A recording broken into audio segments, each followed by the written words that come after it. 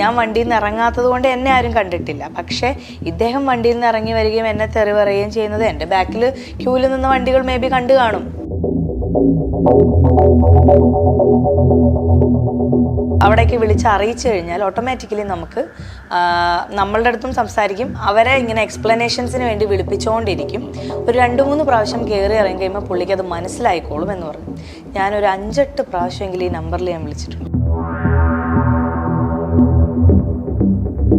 നീ ആരടി, നീ എന്താ ഷോ, അങ്ങനെ തുടങ്ങുന്നത്. ആ ഒരു ഡയലോഗേ അങ്ങനെ, നീ ആരടി, നീ എന്താ ഷോ കാണിക്കുന്ന, ഇങ്ങനെ തുടങ്ങിയത്.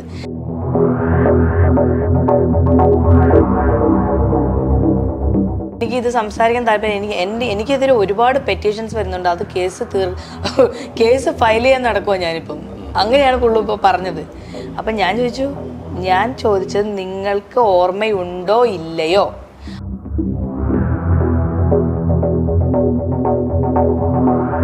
ഞാൻ പറയുന്നത് ഞാൻ CPM-കാരിയാണ് എന്ന് പറയുന്ന ആൾക്കാർ, അല്ലെങ്കിൽ ഞാനിത് രാഷ്ട്രീയപരമായിട്ട് സംസാരിച്ചു എന്ന് പറയുന്ന ആൾക്കാരോടാണ് ഞാൻ പറയുന്നത്. നിങ്ങൾക്ക് എപ്പോഴും തെളിവാണല്ലോ. നിങ്ങൾ എൻ്റെ കോൾ ഹിസ്റ്ററിയോ എൻ്റെ എന്താന്ന് വെച്ചാൽ നിങ്ങൾ എടുക്കൂ.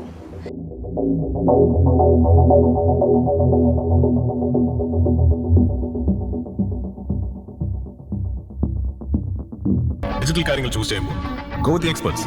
Oxygen, the digital expert.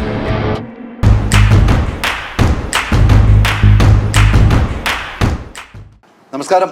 ഇന്നിപ്പം എന്നോട് ഒപ്പമുള്ളത് ഒരു സെലിബ്രിറ്റിയാണ്. കഴിഞ്ഞ കുറച്ച് ദിവസമായി, 2-3 ദിവസമായി വലിയ രീതിയിലുള്ള KSRTC ഡ്രൈവർ യദുവുമായി ബന്ധപ്പെട്ട വിഷയങ്ങൾ ചർച്ച ചെയ്യുകയാണ്. തിരുവനന്തപുരം മേയറും അതോടൊപ്പം തന്നെ MLAയും ഉൾപ്പെടെ യാത്ര ചെയ്യുമ്പോൾ ഒരു KSRTC ഡ്രൈവർ മോശമായ രീതിയിൽ പെരുമാറി എന്നാണ് പറയുന്നത്. പക്ഷേ ഇത് പിന്നീട് വലിയ രീതിയിൽ ചർച്ച ചെയ്തെങ്കിലും മറ്റ് സൈബർ ആക്രമണമാണ് ഈ മേയറിന് നേരെ ഉണ്ടായത്. എന്നാൽ അതിൻ്റെ സത്യാവസ്ഥ എന്താണെന്ന് ഇപ്പോഴും ചർച്ച ചെയ്യപ്പെടുകയാണ്. ഇതിനിടയിലാണ് മറ്റൊരു സെലിബ്രിറ്റിക്ക് ഇതേ അനുഭവം ഉണ്ടായി നാളുകൾക്ക് മുമ്പ്. ഇന്ന് തുറന്നു പറഞ്ഞിരിക്കുകയാണ്, ഫേസ്ബുക്ക് പേജിലൂടെ തുറന്നു പറഞ്ഞു. അതും കേരളം ഇന്ന് ചർച്ച ചെയ്യപ്പെട്ടു. നമ്മുടെയൊക്കെ സുഹൃത്തും കൂടെയായ റോഷനയാണ് എന്നോടൊപ്പം. നമസ്കാരം. നമസ്കാരം. എന്താണ് സംഭവിച്ചതെന്ന് ചോദിക്കുമ്പോൾ ഫേസ്ബുക്കിൽ പൂർണ്ണമായിട്ട് എഴുതിയിട്ടുണ്ട്. അല്ലെ രാഷ്ട്രീയ ലക്ഷ്യമാണോ? രാഷ്ട്രീയമില്ലല്ലോ ഇതിൽ. ഞാൻ എനിക്കുണ്ടായ ഒരു ഇൻസിഡൻറ്റ് ഞാൻ വളരെ ക്ലിയർ ആയിട്ടാണ് ആ ഫേസ്ബുക്ക് പേജിൽ ഷെയർ ചെയ്തിരിക്കുന്നത്. അതിലൊരു രാഷ്ട്രീയമുണ്ടെന്ന് എനിക്ക് തോന്നുന്നു. പക്ഷേ അത് രാഷ്ട്രീയമായിട്ട് വളച്ചൊടിക്കുന്നവരാണ് കൂട്ടത്തിൽ കൂടുതലും ഉള്ളത്. സമൂഹത്തിലുള്ളവർ അങ്ങനെ അത് വളച്ചൊടിക്കുന്നു. ഞാൻ അങ്ങനെ ഒരു രാഷ്ട്രീയ കാര്യങ്ങളിലും ഇടപെടുന്ന ഒരാളല്ല. ഞാൻ വോട്ട് പോലും ചെയ്തിട്ടില്ല ഈ പ്രാവശ്യം. അപ്പം എനിക്ക് അങ്ങനത്തെ ഒരു ബാക്ക്ഗ്രൗണ്ടേ ഇല്ല. നമ്മൾക്ക് എന്താണ് ആർട്ടിസ്റ്റ് ബേസിക് ആയിട്ടുള്ള കാര്യങ്ങളുണ്ട്, അല്ലാതെ എൻ്റെ ബിസിനസ് പരമായ കാര്യങ്ങളുണ്ട്. ഇതൊക്കെ ആയിട്ടാണ് ഞാൻ മുന്നോട്ട് പോകുന്നത്. എനിക്ക് സിനിമ അല്ലെങ്കിൽ എൻ്റെതായ ഒരു ലോകമാണ് എനിക്കുള്ളത്. അതിൻ്റെ ബാക്ക്ഗ്രൗണ്ടിൽ ഈ പറഞ്ഞ പോലെ രാഷ്ട്രീയമായിട്ടുള്ള ഒരു പോസ്റ്റ് പോലും ഞാൻ അങ്ങനെ ഷെയർ ചെയ്തിട്ടില്ല എന്നാണ് എനിക്ക് തോന്നുന്നത്. അതിനകത്ത് തുടങ്ങുന്ന കൊടുത്താൽ കൊല്ലത്തും കിട്ടുമെന്നാണ് തുടങ്ങുന്നത്. കൊടുത്താൽ കൊല്ലത്ത് കിട്ടുമെന്നുള്ള തെളിവാണ് ഇത്. അതെ, അതായത് അദ്ദേഹം അന്ന് പെരുമാറിയ രീതി വെച്ചാണ് ഞാൻ ഉദ്ദേശിച്ചത്. കാരണം എനിക്കൊന്നും അന്ന് സംസാരിക്കാൻ പോലും പറ്റിയില്ല. അദ്ദേഹം ഞാൻ അതിൽ പറഞ്ഞിട്ടുണ്ട്, ഇങ്ങനെ ഞങ്ങൾ അങ്ങോട്ടും ഇങ്ങോട്ടും ഹോൺ അടിച്ചിട്ടുണ്ട്. അദ്ദേഹം എന്നെ ഭയങ്കരമായിട്ട് ഡിസ്റ്റർബ് ചെയ്തത് കൊണ്ടാണ് ഞാൻ അദ്ദേഹത്തിൻ്റെ പുറകിൽ പോയപ്പോൾ ഇതേപോലെ ഞാനും റിപ്ലൈ പോലെ ഞാൻ 2-3 ഹോൺ അടിച്ചു. 2-3 ഹോൺ കേട്ടപ്പോഴേക്കും ഇദ്ദേഹം അത്രയും ആൾക്കാരെയും കൊണ്ട് ഉത്തരവാദിത്തത്തോടു കൂടി ഇത്രയും സ്പീഡിൽ KSRTC ഓടിച്ചു പോയിക്കൊണ്ടിരുന്ന വ്യക്തി എന്നോട് സംസാരിക്കാൻ വേണ്ടി ഇറങ്ങി വരേണ്ട യാതൊരു ആവശ്യവും അവിടെ ഇല്ല. അതും അത്രയും കൺജസ്റ്റഡ് ആയിട്ട് പോയിക്കൊണ്ടിരുന്ന അത്രയും ആളുകൾ, എന്താ പറയുക, എല്ലാവരും ക്യൂവിലാണ്. നമുക്ക് സ്പേസ് ഉള്ളൊരു സ്ഥലമാണെങ്കിൽ എനിക്ക് യാതൊരു പ്രശ്നവുമില്ല വഴി കൊടുക്കാനോ അല്ലെങ്കിൽ ഒന്നും, അങ്ങനത്തെ ഒരു പ്രശ്നമേ ഇല്ല. അപ്പോൾ നമ്മൾ മാക്സിമം ഒതുങ്ങി കൊടുക്കുമ്പോഴും, പക്ഷേ ഇവിടെ ഇങ്ങനെ റിബൺസ് കെട്ടി വെച്ചേക്കുന്നതുകൊണ്ട് നമുക്ക് അങ്ങോട്ട് വീഴും വണ്ടി. റോഡ് പണി നടക്കുവാണ്. അത് സിമെന്റും ഒക്കെ ആയിട്ട് ഭയങ്കര ഇതാണ്. ജസ്റ്റ് ഒരു വണ്ടിക്ക് അങ്ങോട്ടും ഇങ്ങോട്ടും പാസ് ചെയ്യാനുള്ള ഒരു സ്പേസ് ഒരു സൈഡിലേക്ക് ഇട്ടിട്ടുണ്ട് എന്നല്ലാതെ നമുക്ക് എന്താ പറയുക, അങ്ങനെ സ്പീഡിൽ പോകാനുള്ളൊരു സ്ഥലം ഇല്ല അവിടെ. അപ്പം ഞാൻ വണ്ടിയിൽ നിന്ന് ഇറങ്ങാത്തത് കൊണ്ട് എന്നെ ആരും കണ്ടിട്ടില്ല. പക്ഷേ ഇദ്ദേഹം വണ്ടിയിൽ നിന്ന് ഇറങ്ങി വരികയും എന്നെ തെറി പറയുകയും ചെയ്യുന്നത് എൻ്റെ ബാക്കിൽ ക്യൂവിൽ നിന്ന വണ്ടികൾ മേ ബി കണ്ടു കാണും. മനസ്സിലായോ? എൻ്റെ സഹോദരൻ മാത്രമാണ് എൻ്റെ കൂടെ ഉണ്ടായിരുന്നത്. അപ്പോൾ നമുക്ക് ഞാൻ ഡ്രൈവ് ചെയ്തുകൊണ്ടിരിക്കുന്നത് എനിക്ക് വീഡിയോ എടുക്കാനോ ഒരു കണ്ടന്റ് ഉണ്ടാക്കാനോ ഒന്നും എനിക്ക് പറ്റില്ല. ഓക്കെ, ഞാൻ ആകെ ചെയ്തത് കുറച്ച് മുന്നോട്ട് പോയപ്പോൾ MBDയുടെ വണ്ടി കാണുകയും ഞാൻ വണ്ടി സൈഡാക്കിയിട്ട് അവരോട് കാര്യം സംസാരിക്കുകയാണ് ചെയ്തത്. അപ്പോഴും ഇദ്ദേഹം എന്ത് ചെയ്തു, MVDയുടെ വണ്ടിയോട് നമ്മൾ പോലീസ് സാർമാരോട് സംസാരിച്ചുകൊണ്ടിരിക്കുവാണ്. ഇങ്ങനെ നമ്മൾ പറയുന്നുണ്ട് വരുന്ന വണ്ടിയാണ് സംഭവം. പോലീസും ഉണ്ടോ അവിടെ? ഇല്ല, ഞങ്ങൾ കുറച്ച് മുന്നോട്ട് പോയപ്പോൾ, കാരണം എനിക്കിതിനൊരു മറുപടി, എന്നെ ഇത്രയും ചീത്ത വാക്ക് പറഞ്ഞേച്ചും കയറി വണ്ടി എടുത്ത് പോയൊരു വ്യക്തി പിന്നെ എനിക്ക് ചേസ് ചെയ്ത് പോയിട്ടൊന്നും അങ്ങനെയൊന്നും എനിക്ക് പറ്റത്തില്ല. അപ്പോൾ എന്നോട് അനിയനും പറഞ്ഞു അത് അതിൻ്റെ ആവശ്യമില്ല, അത് പോട്ടെ ചേച്ചി എന്ന് പറഞ്ഞു. അവൻ ചെറിയ കുട്ടിയാണ്. അപ്പം എനിക്ക് അങ്ങനെയുള്ള കുറേ ലിമിറ്റേഷൻസ് ഉള്ളതുകൊണ്ട് ഞാൻ കുറച്ച് മുന്നോട്ട് പോയി, കുറച്ച് നല്ല സ്പേസിലോട്ട് വന്നു. അതായത് ആ പണി നടക്കുന്ന റോട്ടിൽ നിന്ന് മാറി നല്ലൊരു സ്പേസിലേക്ക് വന്നു. അപ്പോഴാണ് MVDയുടെ ഒരു വണ്ടി കണ്ടത്. അവർ വളരെ സ്ലോ ചെയ്ത് ഇങ്ങനെ സൈഡാക്കി നിർത്തുകയായിരുന്നു വണ്ടി. അത് കണ്ടതേ ഞാനും അവിടെ നിർത്തിയിട്ടാണ് ഞാൻ പറഞ്ഞത്, സാർ ഇങ്ങനെ ഒരു ഇഷ്യൂ ഉണ്ടായി, അദ്ദേഹം വളരെ മോശമായിട്ടാണ് എന്നോട് സംസാരിച്ചത്. നമ്മളപ്പം പറഞ്ഞ കാര്യം ഇപ്പം കുത്തിപ്പൊക്കുന്ന എങ്ങനെ, കുറച്ച് നേരം മുന്നേക്ക് ഇപ്പോൾ ഉണ്ടാക്കിയതാണ് ഇത്, രാഷ്ട്രീയപരമായിട്ട് നിങ്ങളിപ്പോൾ ആരൊക്കെയോ പറഞ്ഞിട്ടുണ്ടാക്കിയതാന്നൊക്കെ ഉള്ളൊരു സംസാരം വന്നു. അതെങ്ങനെയാണ് അന്നത്തെ MVDയോട് അദ്ദേഹത്തിന് എന്നെ ഓർമ്മ കാണത്തില്ലേ? അത്രയും ബസ്സിലുള്ളവരാരൊക്കെയോ ആയിരിക്കാം, MVD മാറത്തില്ലല്ലോ. ഒരു വർഷം സ്ഥലം മാറ്റി കാണും, അത്രയല്ലേ ഉണ്ടാവുള്ളൂ. അവിടെ ഉണ്ടായ വിഷയങ്ങൾ ഇത്രയും വൈകി അല്ലെ? അന്നത് പറഞ്ഞു, അന്ന് ഫോട്ടോ എടുത്തു, KSRTCയുടെ ഫോട്ടോ എടുത്തു വെച്ചു. അങ്ങനെ ഫോട്ടോ എടുക്കണമെന്ന് തോന്നാനുള്ള കാരണം എന്താണ്? അതായത് ഇത് കഴിഞ്ഞിട്ടും എനിക്കത് മനസ്സിൽ നിന്ന് അങ്ങ് പോകുന്നില്ല. എനിക്ക് അങ്ങോട്ട് ഭയങ്കര ഫ്രസ്ട്രേറ്റഡ് ആയിട്ടാണ് ഞാൻ നിൽക്കുന്നത്. കാരണം എപ്പോഴും നമുക്കൊരു പരിഗണനയുണ്ട് എവിടെ ചെന്നാലും. മീൻസ് ഒരു സ്ത്രീയോട് പറഞ്ഞു, ഒരു സ്ത്രീയെ അപമാനിച്ചു, അതാണ് നമ്മൾ മൊത്തം കേൾക്കുന്നത്. അപ്പോൾ സ്വാഭാവികമായിട്ടും അങ്ങനെ പെട്ടെന്ന് വന്ന ഒരാൾ തെറി വിളിക്കാനുള്ള ഒരു വികാരം ഉണ്ടാകും. അല്ലെങ്കിൽ പിന്നെ അയാൾ എൻ്റെ ആരെങ്കിലും ആയിരിക്കണം എന്നെ തെറി വിളിക്കണത്. മീൻസ് ഒരു പൊതുവായ ഒരാൾ, ഒരു പരിചയമില്ലാത്തൊരു സ്ട്രേഞ്ചർ വന്ന് നമ്മളെ തെറി പറയാനായിട്ട് അയാൾക്ക് അവിടെ നിന്ന് ആ ധൈര്യം വന്നു എന്നുള്ളത് എനിക്ക് ഭയങ്കര ഫ്രസ്ട്രേറ്റഡ് ആയി. എനിക്ക് ഇതിന് എന്തെങ്കിലും ഒരു ഇതുണ്ടാക്കണം. അപ്പോഴാണ് ഞാൻ എൻ്റെ ഹസ്ബൻഡിനോട് സംസാരിച്ചു. എൻ്റെ വളരെ ക്ലോസ് ആയിട്ടുള്ള പല സുഹൃത്തുക്കളോട് ഞാൻ ഈ കാര്യം, എൻ്റെ അമ്മ, എല്ലാവരോടും ഞാൻ പറഞ്ഞു ഇത്. അപ്പം അങ്ങനെ ഒരു ദിവസമാണ് ഇവിടെ ഞങ്ങളുടെ ഈ വീട്ടിൽ ഇതുപോലെ തന്നെ ഒരു ഗസ്റ്റ് വന്നപ്പം, പുള്ളി KSRTC ഡ്രൈവറായിട്ട് വേണ്ടത്തെ പുള്ളി പണ്ട് ഇവിടെ താമസിച്ചിട്ടുണ്ട്. അപ്പം ഞങ്ങൾ ഇങ്ങനെ സംസാരിച്ചപ്പം ഞാൻ പറഞ്ഞു ഇങ്ങനെ എനിക്കൊരു ഇൻസിഡൻ്റ് ആയി, എനിക്ക് എന്തെങ്കിലും രീതിയിൽ ഇത് അവിടെ അറിയിക്കണം എന്ന് പറഞ്ഞു. അപ്പോഴാണ് എന്നോട് പറഞ്ഞത് KSRTC വണ്ടിയുടെ പുറകിലായിട്ട് ഒരു നമ്പറുണ്ട്, അമിത വേഗത്തിൽ ഓടിച്ചാൽ ഇങ്ങനെ ചെയ്യാം എന്നുള്ളത്. അപ്പോൾ അത് അവിടേക്ക് വിളിച്ച് അറിയിച്ചു കഴിഞ്ഞാൽ ഓട്ടോമാറ്റിക്കലി നമുക്ക് നമ്മളുടെ അടുത്തും സംസാരിക്കും, അവരെ ഇങ്ങനെ എക്സ്പ്ലനേഷൻസിന് വേണ്ടി വിളിപ്പിച്ചുകൊണ്ടിരിക്കും. ഒരു 2-3 പ്രാവശ്യം കയറി ഇറങ്ങി കഴിയുമ്പോൾ പുള്ളിക്ക് അത് മനസ്സിലായിക്കോളും എന്ന് പറഞ്ഞു. ഞാനൊരു 5-8 പ്രാവശ്യമെങ്കിലും ഈ നമ്പറിൽ ഞാൻ വിളിച്ചിട്ടുണ്ട്. പക്ഷെ കിട്ടിയില്ല, എനിക്ക് കിട്ടിയില്ല.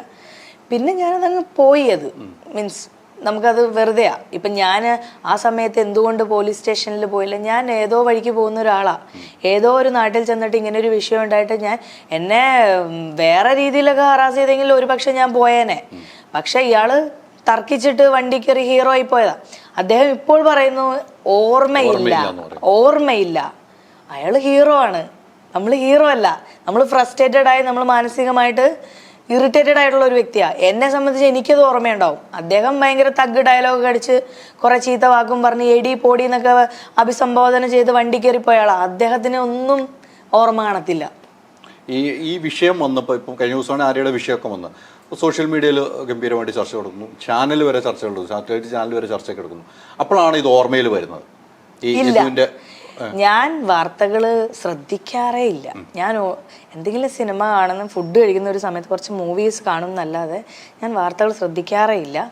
പക്ഷേ ഇന്നലെ ഉച്ചയ്ക്ക് ഞാനിങ്ങനെ സ്ക്രോൾ ചെയ്യുന്ന സമയത്ത് ഇദ്ദേഹത്തിൻ്റെ ഫോട്ടോ അടക്കമുള്ള ഒരു ന്യൂസ് വന്നു.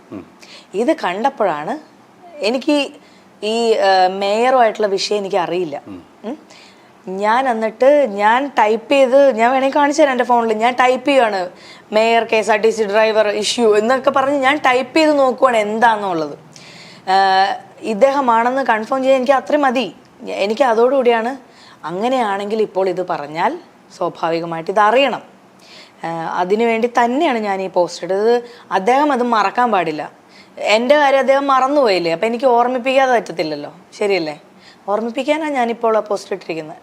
അന്ന് MVD കാര്യങ്ങൾ സംസാരിക്കും. അവർ കുറച്ചിങ്ങനെ ഞങ്ങൾ തമ്മിലുള്ള ഒരു ഈഗോ പ്രശ്നമായിട്ടാണ് അതിനെ കണ്ടത്. ആ ബസ്സിൽ നിന്ന് 2-3 പേര് ഇറങ്ങി വന്നിരുന്നു, ചെക്കന്മാരൊക്കെ. അപ്പോൾ ഒരു ചേട്ടൻ പറഞ്ഞു, അത് സാരമില്ല മോളെ, നിങ്ങളും ഹോൺ അടിച്ചു. അവരങ്ങനെയാ ചിന്തിച്ചിരിക്കുന്നത്. അതായത് ഇതിൽ വന്ന ചീത്ത വിളിയോ തെറിയോ അവർ കേട്ടിട്ടില്ല. ഇയാൾ ഇറങ്ങി വന്നു പറയുന്നു, നീ ആരടി, നീ എന്താ ഷോ, അങ്ങനെ തുടങ്ങുന്നത്. ആ ഒരു ഡയലോഗേ അങ്ങനെയാ, നീ ആരടി, നീ എന്താ ഷോ കാണിക്കുന്ന, ഇങ്ങനെ തുടങ്ങിയത്. അതിന്റെ ബാക്കിയായിട്ടാണ് അയാൾ പറഞ്ഞിട്ട് നേരെ കയറി ബസ്സിലോട്ട് കയറിയത് തിരിച്ചത്. അതുകൊണ്ട് ബസ്സിലിരിക്കുന്നവർക്ക് അയാൾ എന്നോട് എന്തുവെന്ന് പറഞ്ഞെന്ന് അറിയത്തില്ല. ഓക്കെ, അത് കഴിഞ്ഞിട്ട് മോളെ അത് സാരമില്ല, നിങ്ങളും ഹോൺ അടിച്ചു അയാളും ഹോൺ അടിച്ചു, അത് സാറേ ഇവർ അങ്ങനെ ഒരു പ്രശ്നമാണ്. അപ്പം MVDയും തണുത്തു അതിൽ. അല്ലാതെ ഇതിൽ ഇത്രയും വലിയ ഭീകരമായിട്ടുള്ള ഒരു വിഷയം അന്നും ഞാനിപ്പോൾ പോലീസ് സ്റ്റേഷനിൽ പോയിരുന്നെങ്കിലും അത് ജസ്റ്റ് ഒരു പെറ്റീഷനിൽ തീരത്തുള്ളൂ, ഒന്നുമില്ല, ഒന്നും ഉണ്ടാവത്തില്ല. ആൻഡ് ഓൾസോ ആരും അറിയത്തില്ല. MVD അവരുമായിട്ട് സംസാരിക്കൊന്നും ചെയ്തില്ല. ഇല്ല, MVD ചോദിക്കും. അപ്പം ഞാൻ പറഞ്ഞു, എടോ താൻ എന്ത് രീതിയിലാണ് സംസാരിച്ചെന്ന് തനിക്ക് അറിയാമോ എന്ന് ചോദിച്ചു ഇയാളോട്. അപ്പൊ ഇയാൾ പറഞ്ഞു, എടോന്ന് വിളിച്ചത് കേട്ടില്ലേ സാറേ എന്ന് ചോദിച്ചു.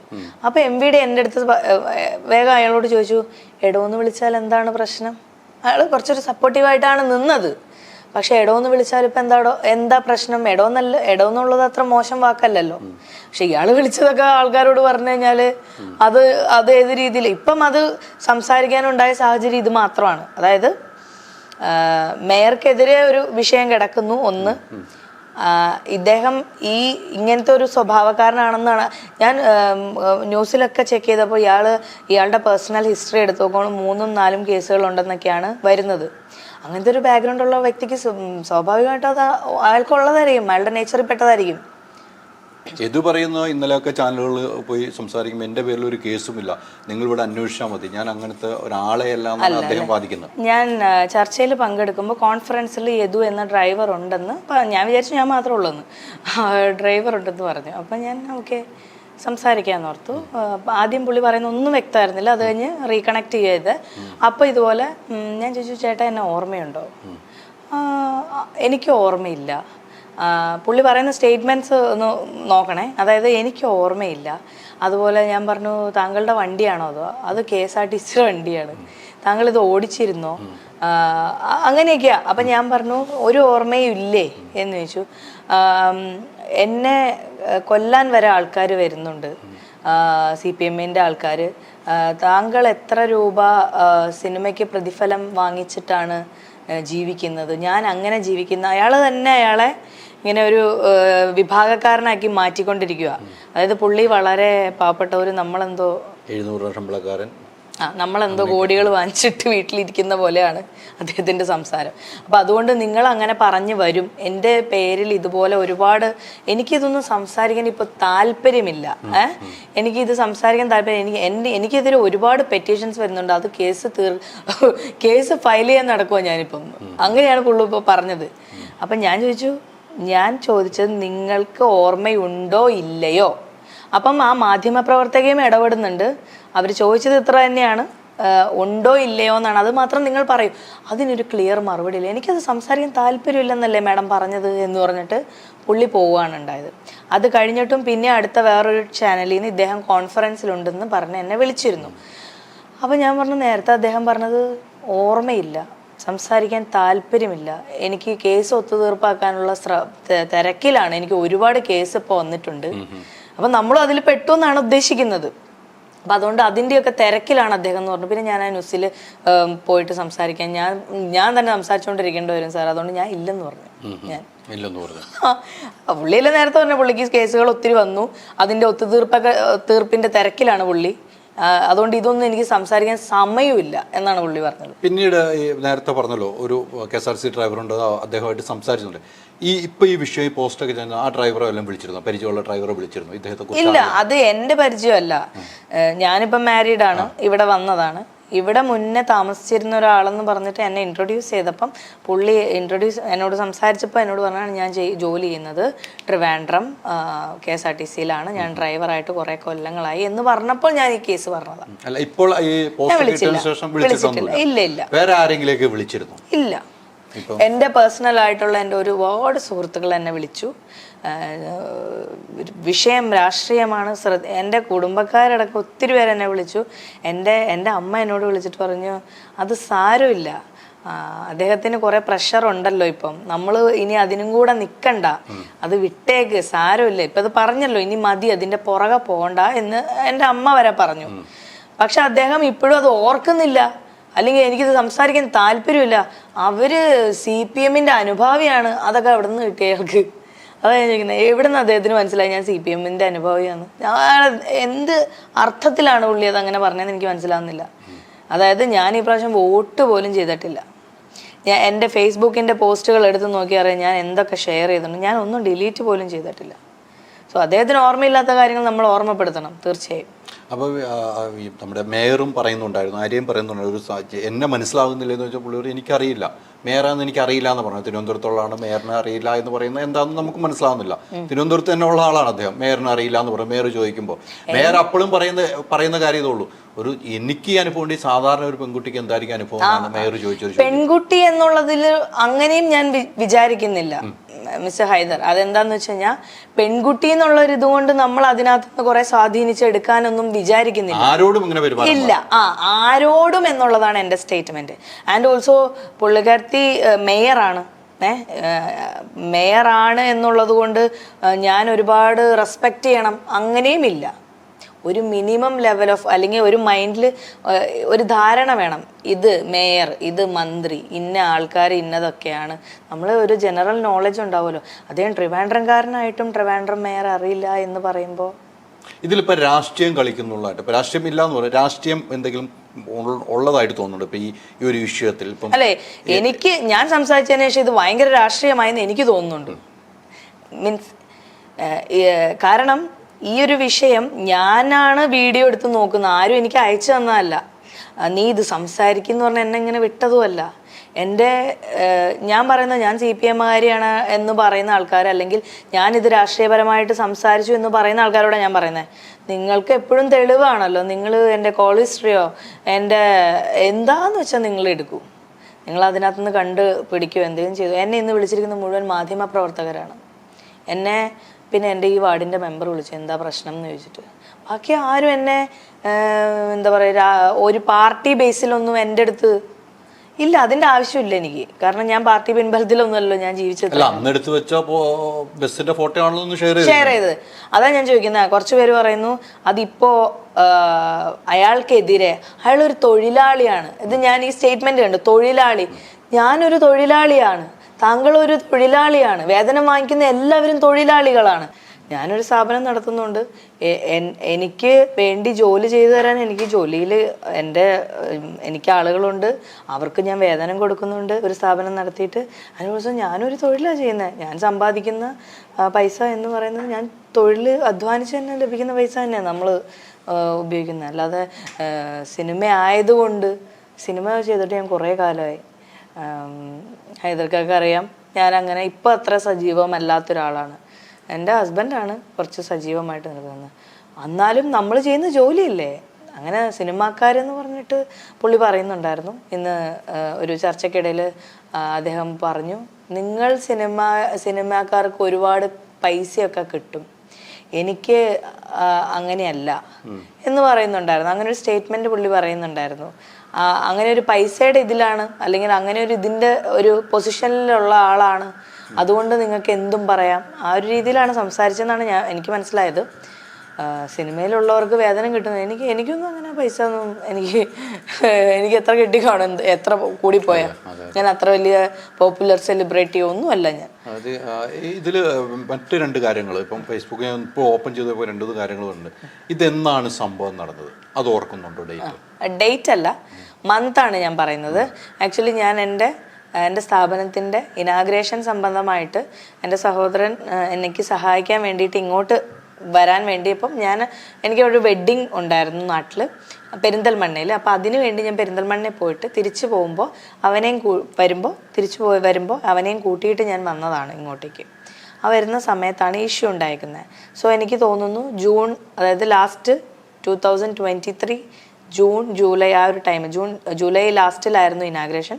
സോ ആ ഒരു ടൈം ജൂലൈ. അത് ഞാൻ ഫോട്ടോ എടുത്തപ്പോൾ ആ മൊബൈൽ നോക്കുമ്പോൾ ഇപ്പം ഡേറ്റ് അറിയാൻ പറ്റില്ല. ഇതെന്താണെന്ന് വെച്ചാൽ എൻ്റെ ഫോൺ മാറി, ഇപ്പം ഞാൻ റീസെൻ്റ്ലി മാറ്റിയതാണ്. അപ്പം നമുക്ക് ബാക്കപ്പ് അങ്ങനെ എടുക്കാൻ പറ്റത്തില്ല. അപ്പം ഞാൻ എന്ത് ചെയ്തു, ഇത് എൻ്റെ ഒരു ലാപ്പിലേക്ക് എൻ്റെ കുറേ ഫോട്ടോസ് ഉണ്ടായിരുന്നു, അത് കളയുണ്ടാന്ന് പറഞ്ഞത് എല്ലാം ഞാൻ ലാപ്പിൽ സ്റ്റോർ ചെയ്തിട്ടുണ്ട്. അതും ഞാനിപ്പോൾ കാണിച്ചു തരാം. എനിക്ക് അങ്ങനെ ഒരു പ്രശ്നമില്ല. എൻ്റെ ലാപ്പിലെല്ലാം സ്റ്റോർ ചെയ്യുന്നുള്ളൂ. പക്ഷെ നമ്മൾ ഫോട്ടോ എടുത്തതിന്റെ മൊബൈൽ മാറിയപ്പോൾ ആ ഡേറ്റ് ഓർമ്മ വരും. ഡേറ്റ് പോയി അതിൽ. നമ്മൾ അതിനകത്തേക്ക് എല്ലാം ലോഡ് ചെയ്യുമ്പോൾ ഓട്ടോമാറ്റിക്കലി അതിൽ ഡേറ്റ് കിട്ടത്തില്ല. ഇനി ഡേറ്റ് ഉണ്ടോ എന്ന് നോക്കണം കേട്ടോ. ഞാൻ അങ്ങനെ ഒന്നും ശ്രദ്ധിച്ചിട്ടില്ല. ഞാൻ ആ ഫോട്ടോ ഇന്ന് തിരയായിരുന്നു. ലൈക്ക് എനിക്ക് പോസ്റ്റ് ഇടണമെങ്കിൽ എൻ്റെ കയ്യിൽ ആ ഫോട്ടോ വേണം. അതാണ് ഞാൻ നോക്കിയത്. അല്ലാതെ ഒരു വേറൊരാളുടെ വിഷയം എടുത്തുകൊണ്ടൊന്നും എനിക്ക് ഇവിടെ ഇട്ട് ചർച്ച ചെയ്യാനൊന്നും പറ്റത്തില്ല. ഈ പറയുന്ന മാസം വെച്ച് നോക്കുമ്പോൾ KSRTC തന്നെ അന്വേഷിച്ചാൽ ആ നമ്പർ വെച്ച് നോക്കിയാൽ അന്ന് ഓടിച്ച ഡ്രൈവർ ആരാണ് നോക്കിയാൽ കൃത്യമായിട്ട് അറിയാൻ പറ്റും. അപ്പൊ അദ്ദേഹമാണെന്നുള്ള അദ്ദേഹത്തിന് ഓർമ്മ തിരിച്ചു കിട്ടും. അയാളുടെ ഓർമ്മ അല്ലെങ്കിലും ഇപ്പോൾ തിരിച്ചു കിട്ടി കാണണം. അല്ല ആ ഡേറ്റ് നോക്കി എന്നെ ഇന്ന് ഈവനിങ് കുറച്ചു നേരം മുന്നേ എനിക്ക് തോന്നുന്നു ഒരു 8-8:30 മണിക്ക് എന്നെ തിരുവനന്തപുരത്ത് നിന്ന് ആരോ വിളിച്ചു എന്നെ. ഈ ദിവസം ഒന്ന് പറയാമോ, ആ ദിവസം അദ്ദേഹം ഓടിച്ചിട്ടുണ്ടോ എന്ന് അറിയാൻ വേണ്ടിയിട്ടാണ് എന്ന് പറഞ്ഞു. അപ്പം ഞാൻ പറഞ്ഞു ഞാനത് നോക്കി എടുത്തു തരാം, അങ്ങനെ ആവശ്യമെങ്കിൽ ഞാൻ നോക്കും.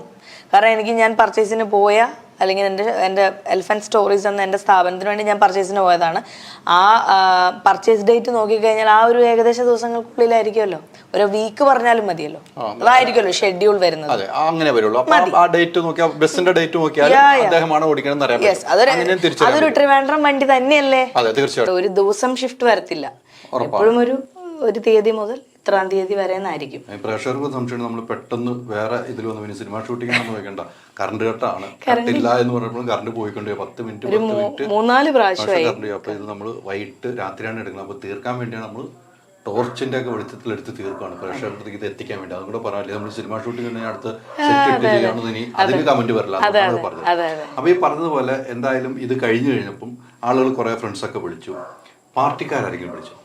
ഇല്ല, ഞങ്ങളുടെ ഈ വാർഡിന്റെ ജസ്റ്റ് മെമ്പർ സംസാരിച്ചിട്ട് എന്താ സംഭവം എന്നറിയാൻ, എന്തെങ്കിലും പ്രോബ്ലം ഉണ്ടെങ്കിൽ സംസാരിക്കാം എന്നുള്ള രീതിക്ക്, അത്രേ ഉള്ളൂ. വേറെ ആരും വിളിച്ചിട്ടില്ല. നിലവിൽ ഇനിയിപ്പം ഈ പ്രശ്നങ്ങൾ ഇനിയും കത്തും, ഉറപ്പായിട്ടും കത്തും എന്നുള്ള കാര്യം സംശയമില്ല, ചർച്ചയാവുകയും ചെയ്യും. ഇനി എന്തെങ്കിലും വേറെ നടപടിയിലേക്ക് എല്ലാം പോകുന്നുണ്ടോ? അദ്ദേഹത്തെ കരിവാരി തേക്കണമെന്നോ അല്ലെങ്കിൽ അദ്ദേഹം ഒരു തൊഴിലാളി, ആ ഒരു പോയിന്റിലാണ് പുള്ളി ഇപ്പം നിൽക്കുന്നത്. ഞാനൊരു തൊഴിലാളി ആയതുകൊണ്ട് എന്നെ എന്തും പറയാം, അങ്ങനത്തെ ഒക്കെ ഒരു സ്റ്റേറ്റ്മെന്റ് ഉണ്ട്. നമ്മളെല്ലാം ജോലി ചെയ്യുന്നതൊക്കെ നമ്മൾ അങ്ങനെ തന്നെയാണ്. അദ്ദേഹം മാത്രമല്ല അധ്വാനിക്കുന്നത്, നമ്മളെല്ലാം അധ്വാനിക്കുന്ന ആൾക്കാരാണ്. സോ ഒരു തൊഴിലാളി എന്ന നിലയിൽ അദ്ദേഹത്തിന്റെ എല്ലാത്തെയും ന്യായീകരിക്കുക എന്നുള്ളതൊന്നും ഒരിക്കലും അനുമതി. ഇപ്പം നമ്മളോട് ഞാനൊരു സാധാരണക്കാരിയായിട്ടാണ് സംസാരിക്കുന്നത്. എനിക്ക് അങ്ങനെ ഒന്നും അതിൻ്റെ ബാക്ക്ഗ്രൗണ്ടിൽ എനിക്ക് തോന്നിയിട്ടില്ല. എനിക്ക് ഉണ്ടായ ഒരു അനുഭവം ഞാൻ ഷെയർ ചെയ്യാണ്. എനിക്ക് എൻ്റെ പേഴ്സണൽ പോസ്റ്റിനോ അല്ലെങ്കിൽ എൻ്റെ വീഡിയോ കണ്ടന്റിനോ ഒന്നും ഒരു ബാഡ് കമൻസ് അധികം ഞാൻ അങ്ങനെ കണ്ടിട്ടില്ല വിസിബിളായിട്ട്. പക്ഷേ പല മാധ്യമ ആളുകളുടെയും പേജുകളിൽ, അതായത് ഇപ്പം പല ചർച്ചകളുടെയും അല്ലെങ്കിൽ അങ്ങനത്തെ കണ്ടന്റുകളായിട്ട് അവരിടുന്ന പോസ്റ്റുകൾക്കടിയിൽ വന്നിരിക്കുന്ന, അതായത് എൻ്റെ ഒരു പിക്ചർ വന്നപ്പോഴേ നടി എന്നുള്ള ഒരു സ്റ്റേറ്റ്മെന്റിൽ അതിൽ കൂടെ കിടക്കുന്നതുകൊണ്ട് എല്ലാവരും അതിനെ വളരെ മോശമായിട്ട് ഭയങ്കര വൾഗറായിട്ടാണ് അടിയിൽ കമന്റ് ഇടുന്നത്. നടപടിയിലേക്ക് പോകുന്നത് അങ്ങനെ ആലോചിക്കുന്നുണ്ടല്ലേ? അങ്ങനെയല്ല, ലൈക്ക് അദ്ദേഹത്തിനൊരു പണിഷ്മെന്റ് കിട്ടണം എന്തായാലും. അങ്ങനെയുള്ള ഒരു രീതിയിലുള്ള ബിഹേവിയർ ഉള്ള ഒരാള് ഇത്രയും പ്രശ്നങ്ങൾ ഉണ്ടാക്കിയിട്ടും ഒരു നടപടി എടുക്കുന്നില്ലെങ്കിൽ പിന്നെ നമുക്കത് സംസാരിക്കണം. അതുകൊണ്ട് തന്നെയാണ് ഞാനിത് പോസ്റ്റ് ഇട്ടത്. ഞാൻ അതിൽ വ്യക്തമായിട്ട് ഗതാഗത വകുപ്പ് അധികൃതരോട് തന്നെയായിട്ടാണ് ഞാനിത് സംസാരിച്ചിരിക്കുന്നത്. എൻ്റെ വളരെ വലിയ അപേക്ഷയാണ്, ഇത്തരത്തിലുള്ള നിങ്ങളുടെ തൊഴിലാളികളെ നിങ്ങൾ നിയന്ത്രിച്ചേ മതിയാവുള്ളൂ. മാനസികമായിട്ടും നമ്മളെ ഭയങ്കര ഡിപ്രസ്ഡ് ആക്കിയിട്ടാണ് അദ്ദേഹം ഡ്രൈവ് ചെയ്തത്. മേ ബി ഞാൻ ഒരു ഫീമെയിൽ ഡ്രൈവ് ചെയ്യുന്ന ഒരാളാണ്, എല്ലാവർക്കും അങ്ങനെ ആ ഒരു പെട്ടെന്ന് സ്ട്രെങ്ത്ഫുള്ളി സംസാരിക്കാനോ അല്ലെങ്കിൽ ഡ്രൈവ് ചെയ്യാനോ പറ്റണം എന്നില്ല. ഇങ്ങനെ ഒരു ഓവർടേക്കിംഗ് സംഭവം ഉണ്ടാകുന്ന സമയത്ത് ചിലപ്പോൾ എനിക്ക് നിയന്ത്രണം കിട്ടിയെന്നും വരില്ല. സോ അപകടം ഉണ്ടായേക്കാം. പല രീതിയിലുമുള്ള മാനസികമായിട്ടും അല്ലെങ്കിൽ ഇത്തരത്തിലുള്ള ഒരു ബിഹേവിയർ ഉണ്ടായ ഒരു വ്യക്തിയെ നമ്മൾ ഓപ്പണായിട്ട് പറയുന്നു. രാഷ്ട്രീയമായിട്ട് ഒന്നും ഞാൻ ഇതിനെ കാണുന്നില്ല, ഞാൻ പറയുന്നു. പക്ഷെ എന്നിട്ടും ഇതിനൊരു നടപടി എടുത്തില്ലെങ്കിൽ പിന്നെ ഞാൻ എന്താ പറയുക? എന്നിട്ട് പിന്നെ ഞാൻ നടപടി എടുക്കാൻ പറഞ്ഞിട്ട് അതിനൊരു നിയമസാധ്യതയ്ക്ക് പുറകെ പോയിട്ട് കാര്യമുണ്ടോ? ആരും വിളിച്ചിട്ടില്ല, അധികാരികൾ ആരും വിളിച്ചിട്ടില്ല. ഇല്ല, അധികാരികൾ ആരും എന്നെ വിളിച്ചിട്ടില്ല. പക്ഷെ ഇതിൽ അതായത് അദ്ദേഹം, ഞാൻ ഇതുവരെയും ഒരു വീഡിയോ കണ്ടന്റ് ആയിട്ട് ഞാൻ എവിടെയും ചർച്ച ചെയ്തിട്ടില്ല ഈ സംസാരം. അപ്പം ഞാൻ അദ്ദേഹത്തിൻ്റെ ഒരു ഇൻ്റർവ്യൂ ഇപ്പം കുറച്ച് നേരം മുന്നേ ഞാൻ കണ്ടിരുന്നു. അദ്ദേഹം ഞാൻ CPM-കാരിയാന്നൊക്കെ പറയുന്നുണ്ട്. അതൊന്നും അങ്ങനെ എന്തെങ്കിലും പറയാം, എന്തും പറയാം, അങ്ങനത്തെ ഒന്നും ഒന്നും നമ്മളോട് വേണ്ട എന്നുള്ളതാണ്. അവർക്ക് അവരുടേതായ നീതി, നമുക്ക് നമ്മുടെ നീതി മതി. നമ്മൾ കൂടുതൽ അഡ്വാൻറ്റേജസ് ഒന്നും ചോദിക്കുന്നില്ല. സ്ത്രീ അല്ലെങ്കിൽ ഇന്ന കാറ്റഗറി നടിയായതുകൊണ്ട്, അല്ലെങ്കിൽ അവർ നടിയായതുകൊണ്ട് എല്ലാ അഡ്വാൻറ്റേജസും അവർക്ക് കിട്ടി, അതൊന്നും എനിക്ക് വേണ്ട. വളരെ സാധാരണ നീതി നടപ്പിലാക്കണം. യെസ്. ആ പോരാട്ടം വിജയിക്കട്ടെ. യെസ്, പോരാട്ടം വിജയിക്കട്ടെ. ഇതിന് ഇനി നാളെ വരും ദിവസങ്ങളിൽ എന്താണ് ചർച്ച, ഇതിന്റെ അടിയിൽ എന്താണ് കമന്റ് വരുന്നത്, ഇതൊക്കെ അല്ല, എനിക്ക് ഇത് വായിക്കുകയും കാണുകയും ചെയ്യുന്ന ആളുകളോടാണ് എനിക്ക് പറയാനുള്ളത്. ഒരു വലിയൊരു അപേക്ഷയാണ്. ഞാൻ കുടുംബമായിട്ട് വളരെ സന്തോഷപൂർവ്വം ജീവിച്ചു പോകുന്ന ഒരു വ്യക്തിയാണ്. എനിക്കും വോയിസ് ഉണ്ട്. ഞാനൊരു വ്യക്തിയാണ്, വികാര വിചാരങ്ങളുള്ള ഒരു വ്യക്തിയാണ്. എനിക്കും അവകാശങ്ങളുണ്ട്. സോ എനിക്ക് പറയാനുള്ള ഒരു കാര്യം പറയുമ്പോൾ നിങ്ങൾ പല രീതിയിലും അതിനെ വ്യാഖ്യാനിക്കുന്നു. അത് നടിയാണോ, പുതിയൊരു സരിത, ഞാൻ ആ ഒരു ടാഗൊക്കെ ഞാൻ കണ്ടു.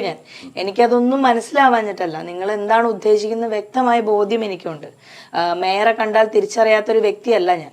ഓക്കെ, അപ്പൊ എനിക്ക് മാനസികമായിട്ട് എനിക്ക് ഫീൽ ചെയ്യുന്ന ഒരുപാട് കമന്റ്സ് അതിലുണ്ട്. പക്ഷെ അതിന്റെ പുറകെ ഉന്തിത്തള്ളിയൊന്നും ഞാൻ വരത്തില്ല.